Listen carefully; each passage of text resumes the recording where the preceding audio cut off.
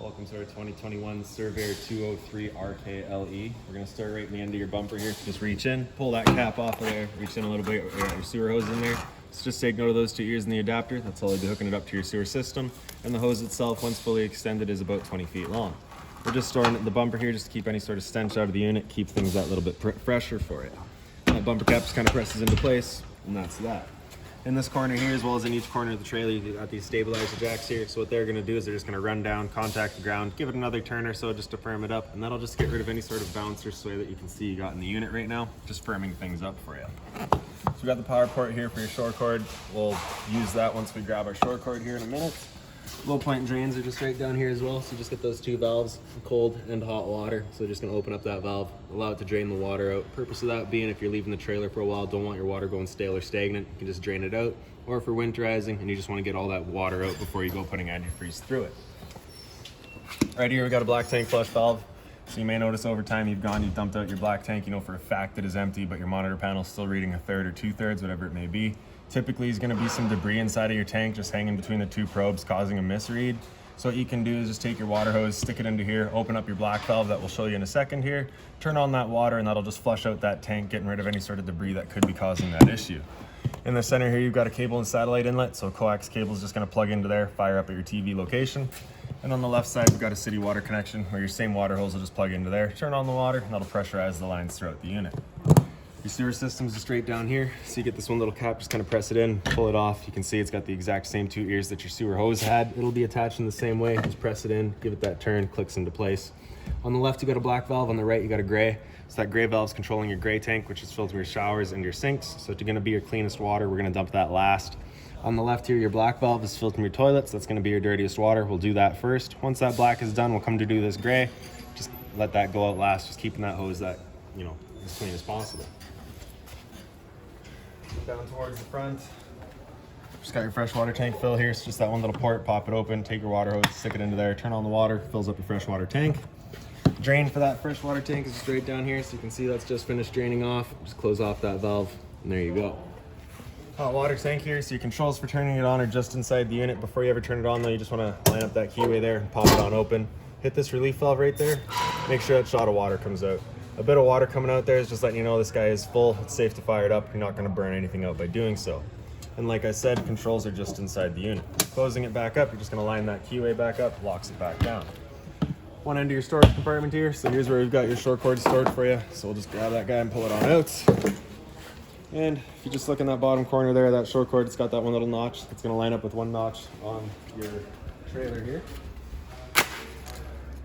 So that notch is in the bottom corner there, same with right here. So you're just gonna kind of press it in, give it a little 1/8 turn, locks into place. Then you get that threaded collar in the back there to really lock it down. Following your cord back, you've got a standard 30 amp end.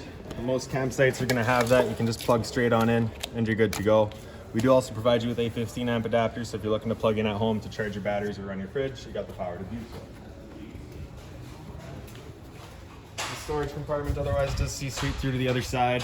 If you're looking to winterize the unit yourself once the time comes, there's just 4 screws on this panel here and you get access to your hot water tank from the back so you can bypass it. Up in the front of the unit, you get that one little red block here. So just turn that up, turns on your battery, connects it to the rest of the system, allows it to charge, allows you to use your tongue jack, etc.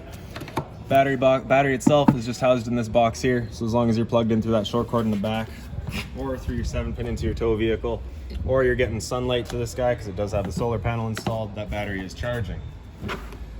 Underneath the sun flap here, if you just push those 2 knobs back, you can open it up. You get access to your 2 propane tank valves. For the video, just pull it right off. That way we can show you in the back here, you got that changeover. So you can see it's currently green, pointing over to this tank. So it's just letting us know we're running off of that tank right now. If it were to go red, it's just letting you know that that tank has gone empty. So at that point, you just flip that arrow over to the other side, run off of this tank while you get the other one filled.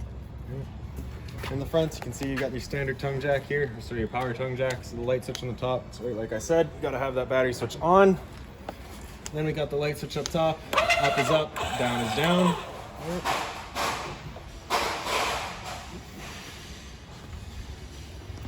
Other end of your storage compartment here, so it is just a magnetic latch, holds it open. Up in the front here, you just get this one little light up on the wall. So on the bottom there, you can see that switch. Over to the left, you've got a dual, there's a 2 off to the left there.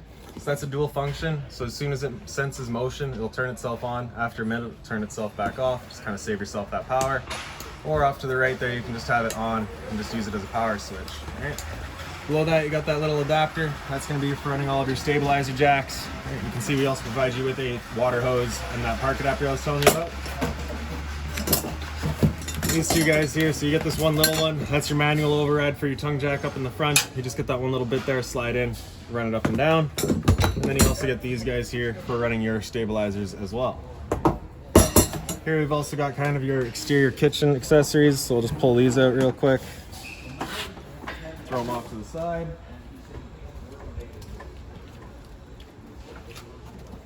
I'll be getting these right back here. So once we get there, we'll set those up. Okay. And otherwise, we do have GFI protected outlet outside here. So resets just inside the unit. Beside that, we've got a cable and satellite outlet. Exhaust for your furnace here, so you just want to make sure nothing's blocking that off. It does get hot. You don't want to blow a hole in anything. Got your 2 exterior speakers out here, as well as your porch light. And then right here, you just got the vent for your stove. So of course, propane stove is putting off fumes whenever you're using it. So you just get that fan inside to evacuate those fumes, and you just want to make sure that this vent here is opened up, allowing those fumes out. Once you're going traveling, you just kind of press it back into place, so hear it click, and that's it locked back in so that no dust gets inside. Right here, we got a spray port. So got this little hose here.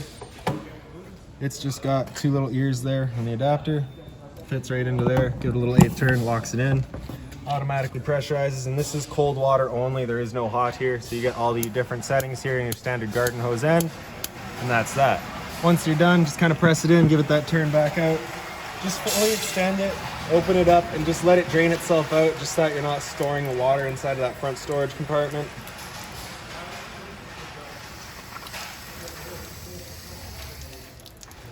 Right. And then I just keep inside of that sink there. So that sink, if we just open up back here, you can see first of all we've got your 120 volt fridge here. So as long as you're plugged in, this guy's going for you. Underneath that, we just pull this guy out, slide it over, and flip that back piece up. All right, we can take our sink here, put it into there, and we'll take our propane hose here. So it's just got this little valve right there, right? So with that valve opened up, you cannot undo that collar, just an added safety. You do have to close that off before you can open it up. Got the same sort of connection right up on the trailer here. So you're just gonna pull that dust cap off, make sure that valve's closed, push back the collar, push in our quick connect, make sure that's in, then you can open up that flow, and we're good. And then the hose will just kind of run through the back, up this space here. And now we can grab our stove. So this one back left foot there, if you just look at the 3 hole or the 4 holes, you can see the one is smaller. That's going to be the one that we're actually locking down to. So we can just unscrew this foot here, line up the other 3 holes with the other 3 feet that are installed, drop it into place, and then we just take that foot right up the bottom there,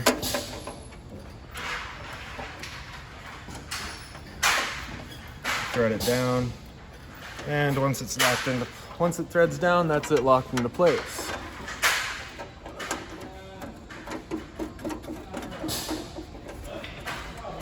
Alright.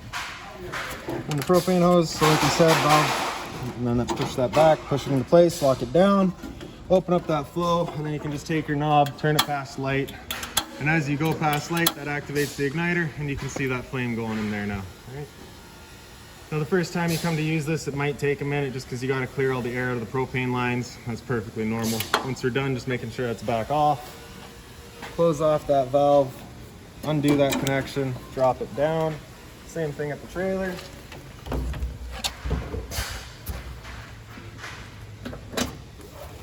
Make sure that dust cap gets in there.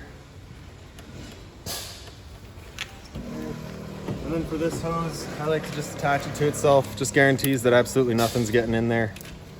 Store that back away. Oh, just undo that foot again. And then we're basically just going backwards to put everything back away.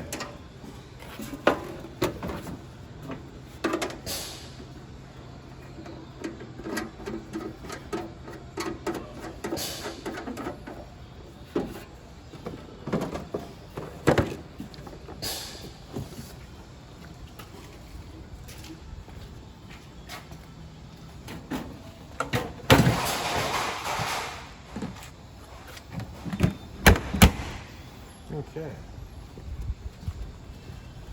Now we'll just fold that back down, slide it in, push it back home, and that's that.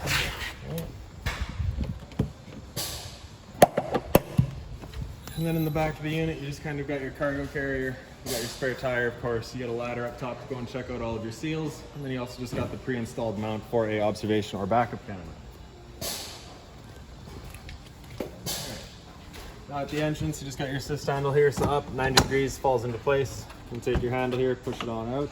Now the door is just on friction hinge, so it just kind of sits wherever you leave it. Leave that wide open. Blue handle here in, and you can pull the steps out, pull them out, drop them into place. If you need to change the length of your legs there, just push that guy in. You can slide them up and down. And as we make our way inside, right in on the right, we've got your fire extinguisher there, so standard pull the pin, point and shoot. On the left side, you got your dog dishes there because we do have the pet edition unit here. And right up top, you got your light switch on the right here, so that'll do all of your ceiling lights as well as an accent light behind the header of your slide out. Porch light there, so that'll do that amber light outside. And then the awning LED will do your awning light. For your slide out room, just press and hold out and that slide will make its way out. Once that slide's fully extended, you'll just hear some clicks from the motors letting you know they've reached their stall.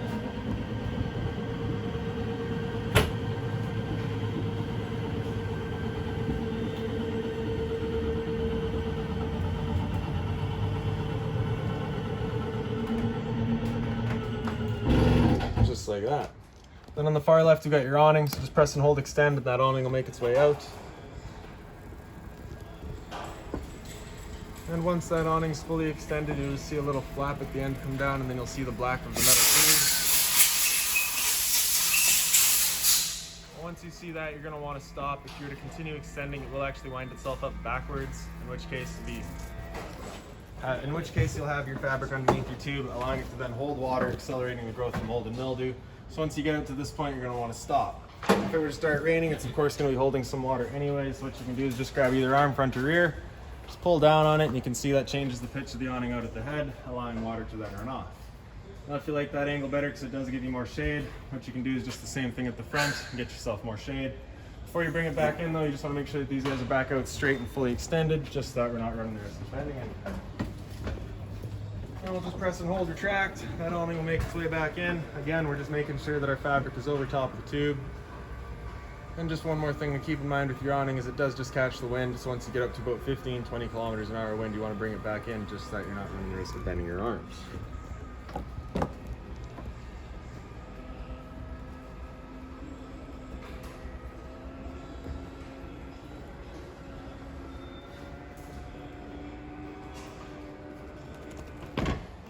Alright, so right up above that panel here you can see we've got this little control board, so that's your solar charge controller.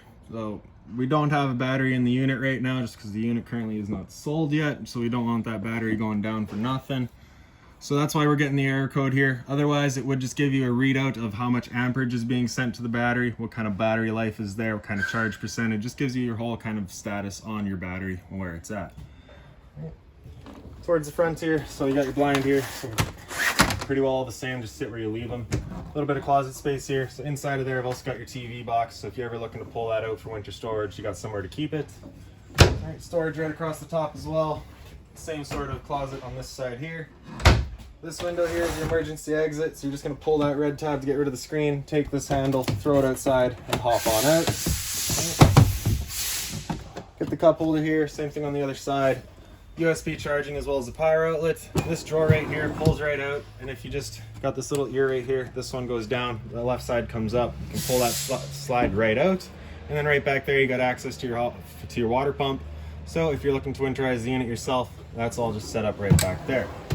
So for the couch here, if you just kind of pick up the foot, kind of sits down, and you just hit the travel latch on the right side here, undo that, and the Murphy bed just falls down into place.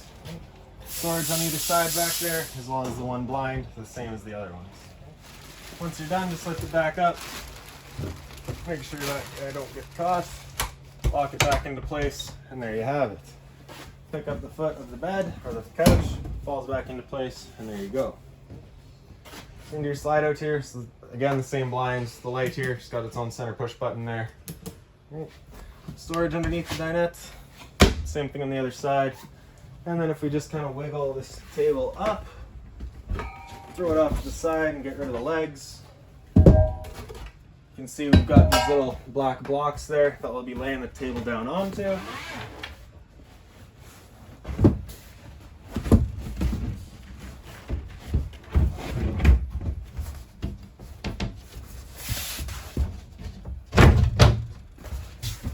Alright, and then your back cushions come in, fill in the center. And there's some additional bedding. Right? Once you're done, cushions just go back to the back. Pick up the table. Press the legs back into place. Line the table up with them. And just kind of give it that little wiggle. Make sure it's locked in there. So the thermostat here, so you get that bottom bar there, you can kind of wake it up, hit it again, we'll go under fan speed. So fan low is just going to be moving air, there's going to be no cooling involved there. Right? Fan high, same thing, but with high fan. Cool high is going to leave the high fan on all the time, cycling cooling in and out as needed. Right? Same idea for your low fan will be on all the time, cooling in and out as needed. And now we get into cool low auto, so that's where it'll actually cycle the fan and the cooling in and out as needed and become an on-demand system with using no more than a low fan. All right, same idea for high there. Right? Temperature selection is just with the arrows there. And with the air conditioner running, you basically got two different options. You can have these louvers here closed, in which case we're using all of the ceiling ducting to move our air, or you can open them up and it just dumps all of its air into the living room here. So when you first get out to your campsite, you're going to want to just open that up, cool off this area as quickly as possible, then you can close them off and start moving the air throughout. After cooling, if we hit that bar again, it'll come down into heat. Again, just selecting our temperature with the arrows. We'll turn off the air conditioner and turn on the furnace.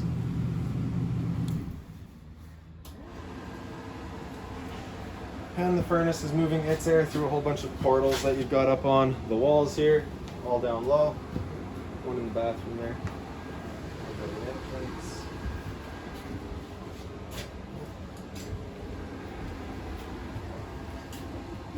Now, the first couple of times you go to use that furnace, you might have a little bit of a smell throughout the unit. It's just a new furnace smell. I wish I could help you.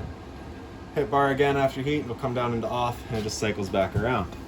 Down from there, we got a power outlet as well as your propane detector. So propane's heavier than air, it'll sit on the floor. This guy will detect it and start going off just like your smoke detector would.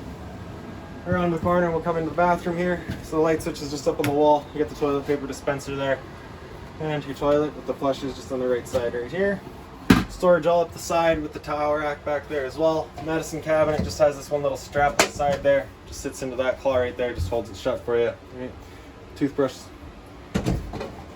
Take that elastic, put it back into place to hold it. Hot and cold water at your sink, of course. Below that, we've got your GFI protected outlets. Test on the bottom, reset up top. Heated holding tanks, so that's basically just a little pad on top, on the bottom of the tank, just to help keep it from freezing. So just turn that switch on right there. It turns on your heated black, heated gray, and your heated fresh. This switch right here is your electric water heater. So turn that switch on, turns on your water heater with electricity. And then for your monitor system in the bottom right, we got your water pump. Turn that switch on, turns on your water pump, drawing out of your freshwater tank to pressurize your lines. On the left side here, you've got your water heater control with propane. So turn that switch on, and it'll fire up on propane. If that light were to come on, it's just letting you, turn this switch on, and I know for a fact that we have hot water in there right now, so that's why it's not turning on. I've turned this switch on. Typically you'd get that light right there just to let you know that the ignition sequence will start. That ignition sequence will start 3 times once that light has gone out. It'll try that 3 times. And if it doesn't fire up after that 3rd try, that light's going to come on and it's going to stay on. At that point, we'll turn it off and back on to reset it, just to get it to fire back up. Perfectly normal, right? Monitor system here, battery. So because they're plugged in right now, we're currently C for charging. G would be good, F is fair, and L is low. So if you're ever out camping and you got good sunlight and you come to check this battery, you should have C because you should be charging. All right. Otherwise, just check that monitor panel up front or by the entrance there for your battery. Fresh tank, so as you fill that up, it'll go to 1/3, 2/3, and full. Same idea for your black and your gray. All right. In the shower, you get this, of course, hot and cold water, standard head and hose. And then right above our heads, we got your roof vent. Just turn that knob to open it up. And then in the back corner, you get that switch, turn on the fan. The pocket door here just has that one little lock there, so just line that up. You can pull that strap off, slide it as you need it. Right. It is a magnetic latch, so when it's closed, it is a little bit kind of tough to get that first movement going. It's perfectly normal. For your fridge here, power button on the left. Just press and hold, turn it on. There we go. All right. So basically, this one on the left here, that's going to be selecting your freezer. Press that, you get that little blue light there, and you can select your temperature for it. Right? Hit that one in the center here, and that'll do our fridge. Again, just select your temperature for it from there. And then nighttime, I wish I could tell you what that does. All right? Press and hold the power button, turn it back off. There you go. So on the left side here for your handles, you just got to pull that handle in, just kind of undo that latch, and you can open it up. So you get your freezer here. Down below, you got your fridge. Below your fridge is your converter, so just press the top and center there, opens on up. Get all of your breakers down the center there. Whenever a breaker breaks, it'll sit in the middle, so just turn it off and then back on. And then on the right side, we got all of your fuses. If a fuse were to ever pop, you'll get a little red LED right beside it, letting you know exactly which one went. Get all of your storage down the side here, as well as tucked up in this corner. Right underneath here as well, you also got a little light, so just press that little center button, turns on the light. And for your microwave, it's pretty standard, just like home, not much I can teach you there. Below that, we got your range vent. So this is that fan that you want turned on whenever you're using your stove so that you're evacuating your fumes. You also get a little light here as well. Bifold cover, just up and back. And just turn your knob over to high, hit it with a sparker, and she fires right up. Now the first time you use your unit, again, this can take a minute just because you got to clear out of the air out of the lines. That's perfectly normal. This little button on the right there, if you turn that on, gives you a little knob lights as well as your oven lights. Bifold cover just folds back over. And for your stove, we'll just open it up, turn that knob over to the little flame, hit it with a sparker, and as soon as it clears the air out of that line, you get that pilot light back there. With that pilot light going, you just want to hold that knob in for another couple of seconds, then you can release and it'll hold itself. Then you can just turn up to your desired temperature and she fires right up. Once you're done, just back down the pilot light and it'll hold just the pilot light for you. But if you're going traveling or leaving the trailer, you just want to make sure it's right off.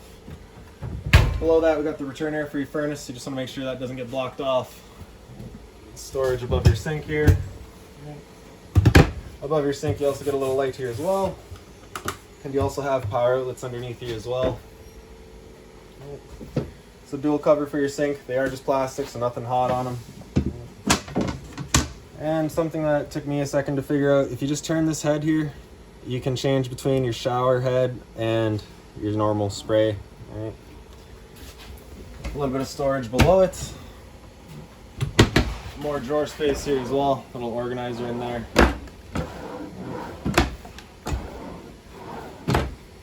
Storage down here as well as below. And so they do provide you with a little garbage bin there. There is also, I believe, what would be like a laundry hamper, I think, in there as well. Bottle opener. And then your stereo here, so the power button there, turn it on. And you just hit source to cycle through all of your sources here. So you get auxiliary, which is in the front, AV, which would be through the back of the unit, HDMI, which is right in the front here, auxiliary, again, just right in the front, and AV, back of the unit. If you're looking to Bluetooth connect to your phone, just hit Bluetooth, links up, USB right there, run through the bottom there. AM, FM. So if you just keep pressing AM, FM, it'll cycle through all your bands. And then if you just press and hold source, you can get into all of your settings and just play around with all of that stuff. All right, treble, EQ, all that good stuff. Zone 1 is your inside set of speakers. Zone 2 is your outside set. You can see you got all of your Bluetooth controls here as well. Excellent little stereo.